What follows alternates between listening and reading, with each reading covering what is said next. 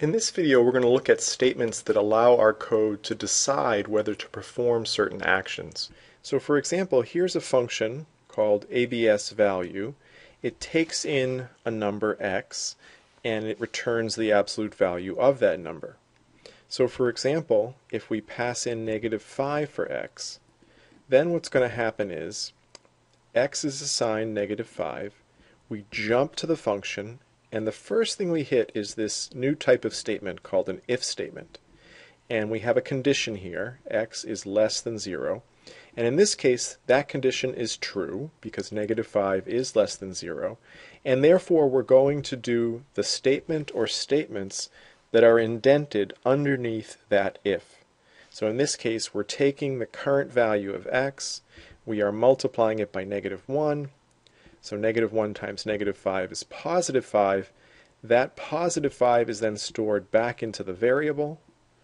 And now when we come down here and return x, we're going to be returning +5, which is what we'll see at the shell.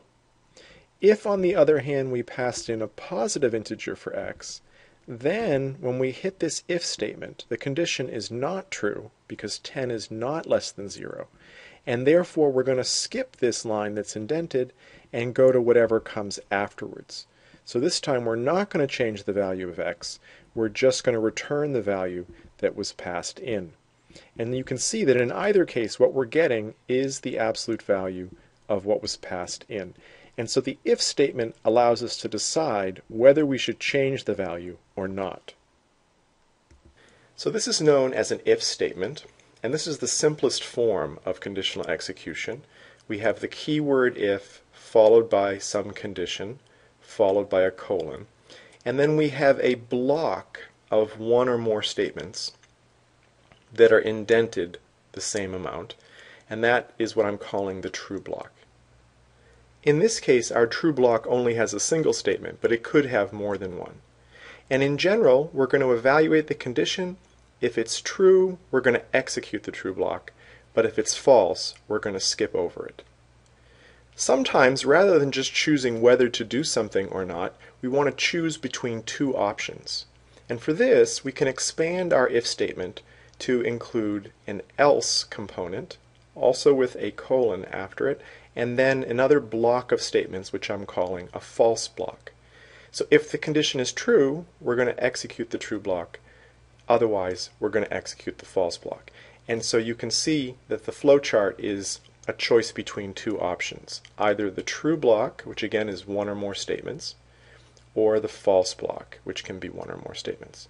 And it's all based on whether the condition is true or not. Here's an example of a two-way decision. I have a function called pass-fail. It's taking a numeric average. If the average is greater than or equal to 60, we're going to assign the string pass to the variable grade. Otherwise, we're going to assign the string fail to the variable grade, and then we'll return the appropriate string. Now, what are the options for the conditions? So we have less than or greater than.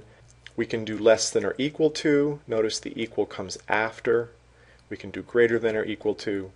If you want to compare things to see if they're equal, you need to use two equal signs, not just one, because a single equal sign is used for assignment. And then not equals is an exclamation point followed by an equal sign. When we evaluate a condition in Python, we get one of two values, capital T true or capital F false. For example, if I enter 10 less than 20 at the shell, I'll get true because 10 is less than 20. If I enter the string Jones equals the string Baker, I'm getting false because those two strings are not equal to each other. And it's important to realize these values, true and false, are not strings. They are actually literal values from a special type known as the bool type. If I use the type function on the literal value true, you can see that it gives me the type bool. I can also use the type function on an expression like 30 greater than 6, and because it evaluates to a bool, I'm going to also see that type. Any expression that evaluates to true or false is known as a Boolean expression, and true and false are Boolean values. We can form more complex conditions by using what are called the logical operators, and, or, and not. And they either combine Boolean expressions or they modify the value of a Boolean expression. And I've summarized how they work here on this slide. You can find more information in the textbook. Now, when we talk about blocks, our true block and our false blocks, that notion of a block is a more general one. And as we said, it can contain more than one statement. So for example, here, our true block has two statements. So if the string that we pass in for the variable year is equal to the string frosh, we're going to print these two lines. But otherwise, we're going to print these three lines. And so that's another example of a two-way decision. How do you know where a block begins and ends? Well, a block begins whenever we increase the amount of indenting. So because we're adding additional indenting here, this starts a new block. And as long as we maintain at least that much indenting, the block is going to continue. And a block ends when one of two things happens. Either we reach a line with less indenting than the start of the block. So for example, here you can see the else has less indenting than the first line of the true block. And so the true block ends when we hit this else line. The other option is we reach the end of the program. So here we're beginning our false block because we increase the indenting, and that false block continues as long as we have at least that much indenting. But then we end up hitting the end of the program down here, so that false block ends. This function is supposed to take a numeric average and return the appropriate letter grade, but as it stands it doesn't work. Let's trace through a case to see why. So if we pass in 95 for the average, we begin with the first if statement, and the condition is true, so we assign the string A to grade.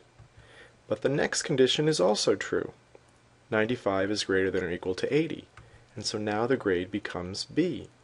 And all of these conditions are true, so we keep updating the grade. And then we finally skip this last assignment because it's in the false block, and we return the string D. So we get the incorrect return value here. What we'd like to do is not have separate if statements here, but one big multi-way decision. And we can do that in Python by changing these later conditions from ifs to elifs. And by doing that, we create one big multi-way decision. And we're going to be choosing from among these possible options. And so now when we pass in 95, the first condition is true, we do its true block, and we skip all of the others, and we return the string A. More generally, you can have, after the first if, as many elifs as you want, each with their own condition and their own true block. The conditions are evaluated in order. The first condition that is true gets its true block executed, and then we skip all the rest. And we're only going to do the false block if all of the conditions are false. And here's what the flowchart looks like for that. So again, as soon as you get a condition that's true, you do its block, you skip all the rest.